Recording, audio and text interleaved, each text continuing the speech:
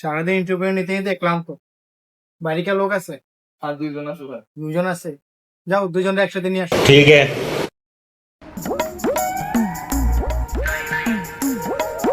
তো তোমরা 2 জন, দেখি তোমাদের পেপারটা দেখি।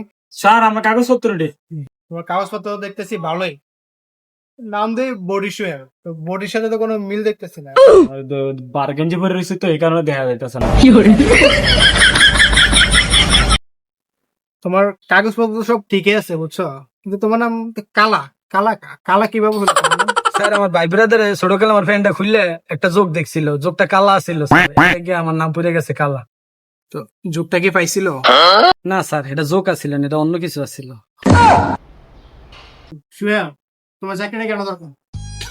স্যার ফ্যামিলি, মধ্যবিত্ত ফ্যামিলি তো, আমার বাবা আমার সংসারটা চালাইতে পারে না আমাদের, আমি চাকরিতে আইছি, আমার চাকরিটা খুবই দরকার স্যার।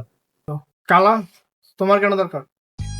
স্যার আমার পকেটে একটা টিয়া নাই স্যার, আমার বন্ধুরা সবাই খায়, আমারে দেয় না স্যার। তোমার বন্ধুরা কি খায়?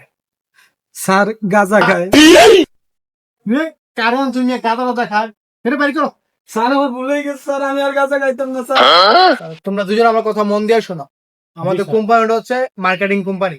আমরা বিভিন্ন মোবাইলের বিভিন্ন কাভার সেল দিয়ে থাকি, যেমন এই কাভার গুলো আর কি। এখন তুমি বলো, তুমি মার্কেটিং কিভাবে করবা?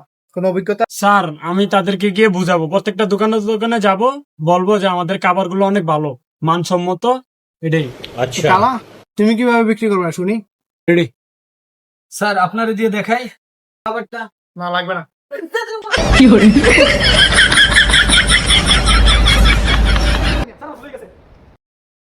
তো বরিশাল, মনে করো আমাদের কোম্পানি অনেক টাকা মার্কেটে রয়ে গেছে, তো তুমি সেগুলো কিভাবে আদায় করবে, কিভাবে?